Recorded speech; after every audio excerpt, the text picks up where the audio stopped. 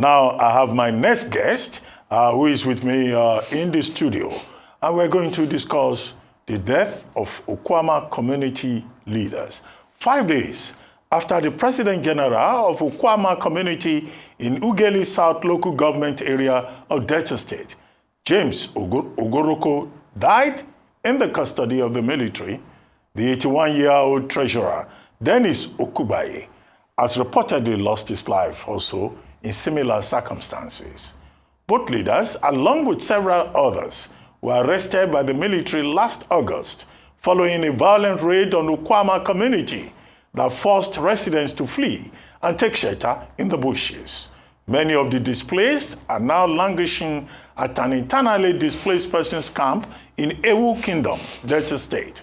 The latest tragedy that befell the embattled community is now raising questions around the decision of the military authorities to continue to incarcerate persons suspected to be behind the killing of some soldiers in Okuama.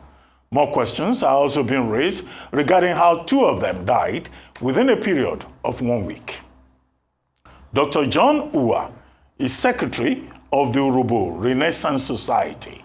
He joins me now to take a second look at what exactly is happening with this case of Okuama community in Delta State and the mysterious death of their elders in military detention. Good to have you on This Day Live, the Sunday talk show, Dr. Uwa. Yes.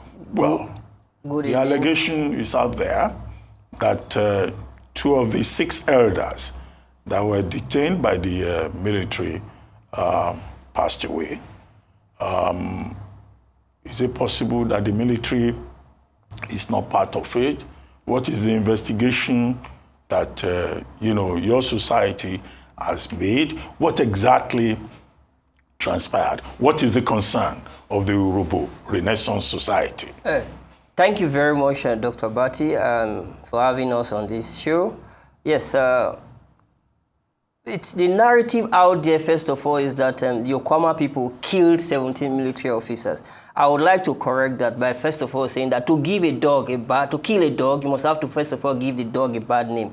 So therefore, we need to go back to the genesis of this tragedy by giving a background so we can understand the extent to which we can substantiate the claim, which we think is false or contentious, that Okuama people killed 17 military officers. Yes, why we have written repeatedly to commensurate with and condemn the killing of 17 military officers, we have also continued to insist that anyone who is guilty must be brought to book as long as that person is proven so by an established court with requisite jurisprudence to do so. But that is not what we have seen.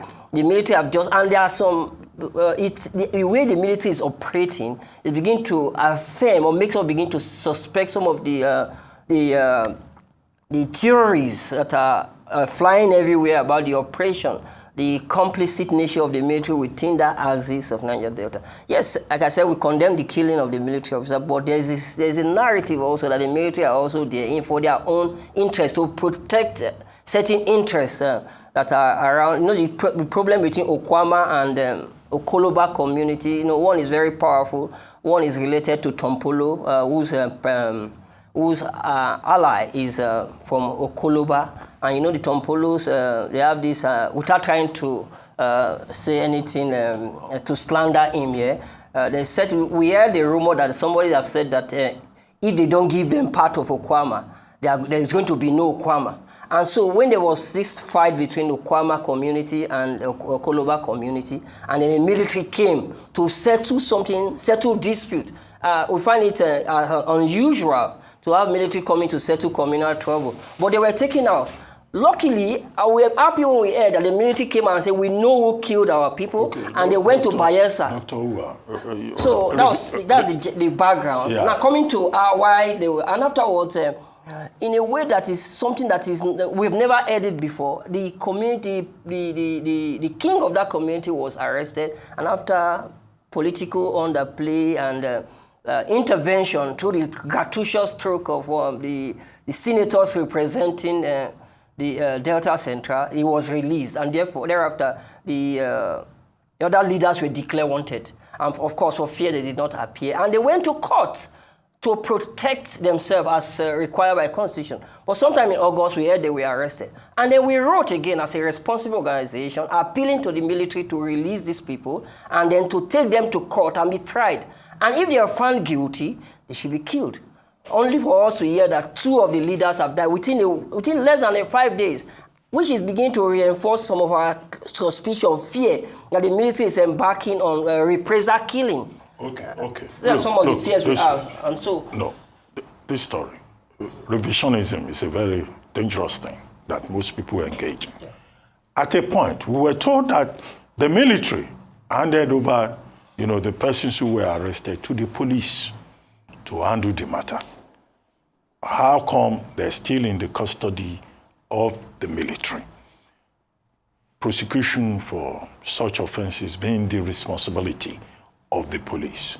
And then the second thing, have you made any attempt as a group, as a society, as a community to petition the military hierarchy to give you explanations as to what led to the death of community elders? There's an editorial in this day newspaper today. That's what motivated me to say, well, let's discuss this matter. Okay, yes. And the first question is that they were handed over to police, Nigerian police, which is the right thing to do. But from what has happened, it's obvious that they were not handed over because they died. I'm careful not to use the word killed in military custody, but they died in military custody in a way that is very suspicious because it was within 5 days, 2 persons died.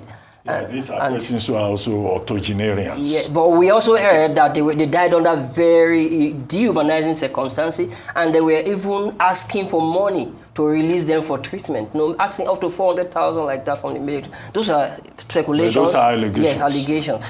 So now, whether we have petitioned, I can assure that once they started the sacking of the Okuama community, that is another issue itself because the people of Okuama are still living in IDP camp and living on charity. Nobody's talked about that. And whether we have petitioned, of course, there's a case in court. There's a case presently in the Nigerian court trying to stop the military and to check the military.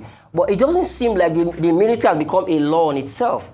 That's what is happening. Now, that's why part of the reason why we have come here, so that we can begin to tell the Nigerian nation that because the law seems to be made for those who are defenseless. The law now becomes like a chain on our hands. We are chained by the law and not to react, so we have to stand akimbo while we are killed. It is only a tree that stands when the forest acts it with an axe. Then the law has also become a tool in the hands of the powerful, like the military. So why it is a shame for us. The military can manipulate. Of course, we have the military, the Act, Nigerian Act, a military, the Armed Forces Defense Act that gives the military the right to detain. But there's also the Constitution of the Federal Republic of Nigeria. With the Act and Constitution are 2 different laws. The Act must align itself, which the military is relying on, must have to align itself with the Constitution. And Section 35 and 36 of the Nigerian Constitution makes it expressly very clear that we have the right to liberty. You should not be detained.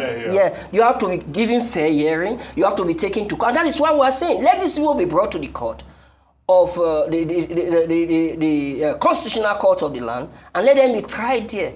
Instead of, because it has become extrajudicial killing, and also confirming our fears that the military has become a law to itself. And the president we have a president who has claimed to be a symbol, an epitome, forerunner of the fight for democracy. But what we are seeing now, in my thinking, at least for me, it doesn't seem like it's not, we're having the coloration of what we have during the Abacha days, where you have the military just doing whatever they like against the law, above the law. So the military seems to be above the law, but this is time for us to begin to draw the attention of the Nigerian nation through mediums like this to the activities of the military. 2 people dying within 5 days in the military custody is enough for us to say that the military killed them. But we're not going to say that. What you say members of the community are still in IDP camps, internally displaced persons camps. Are you saying that peace has not yet returned to the Okuama community? Well, in a way, if their leaders are still in custody, the implication is that peace has not returned.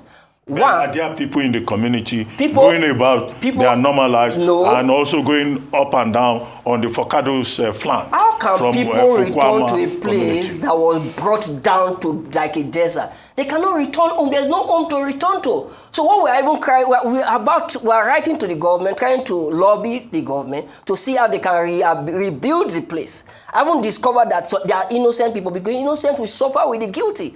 Now these people are innocent. Why not rebuild this? We are doing that, and they were hearing that they have killed some people again. So there's no peace. The people are saying, you said you will not use the word kill. Okay, well, the Okuama they died. They died in military custody. So I take that back. So I'm careful with the word kill. Maybe I will use an inverted commas there to be careful with the word. So, but they died in military custody. So it's the implication that there's no peace for now. But talking about people in IDP camp, people are still there in IDP camp, and they are living on charity, international organizations, community bodies, and everything, bringing food to them. And these people cannot go about their normal life anymore because there's no place to go to. So the first thing to start is to talk about rehabilitating the people, building the place again, and then allocating the houses back to them. But there's no such thing. The people can go to farm, the people can go for their fishing, and the people can go about their normal life. So life, everything becomes... okay. Dr. as I bring this to a close, let me ask you, this is Delta State. You've focused largely on the military. You've talked about President Tinubu. What role is the Delta State government playing in this matter? Because they should have, Yes, we expect the Delta State government to do more than what they have done. One, we got the report that the government played very crucial role in the release of the traditional ruler that was incarcerated. And we have also heard that the government of Delta State has called for proper investigation into the killing of these elder states, senior citizens of Okuama community. But we believe that the government should do more than that. The government should be seen doing what we are doing, advocating and stamping. The government have more power. The government is also an authority by itself. So we use this opportunity to call on the Delta State government to also, while we are thanking the government for what they have done, we believe they can do more than what they have done to stand in the place so that the rest of us can queue behind them in the pursuit for justice, equity. We want an investigation thoroughly into the death of these senior citizens and an immediate release of those who are still there, because we fear they will be killed there and then to be brought to court. Nnamdi Kanu was accused of charges relating to the felony, treasonable felony, but he was brought to court. And in the north and even in east, you have the unknown men, as they call them, taking out military in a way that is not very palatable. We've not heard that the community was burnt down as a result, or the leaders of that community taken into custody. Even in north, the Shiite Muslims who confront the military with sophisticated weapons have not. Those who were arrested, they've had their day in court. So why will our case be different? The Yoruba nation have been very peaceful, but we don't seem to feel the safety that peaceful people, peaceful ethnicity should receive in the Nigerian nation. Well, on that note, I would like to thank you, Dr. John Owa, Secretary of the Yoruba Renaissance Society, for joining us. In addition to what you have said, I urge our viewers to also read the editorial in This Day titled "The Death of Okuama Community Leaders." Well, you have to keep engaging the state and sure. pushing your views in the public domain. Thank you very much for joining us.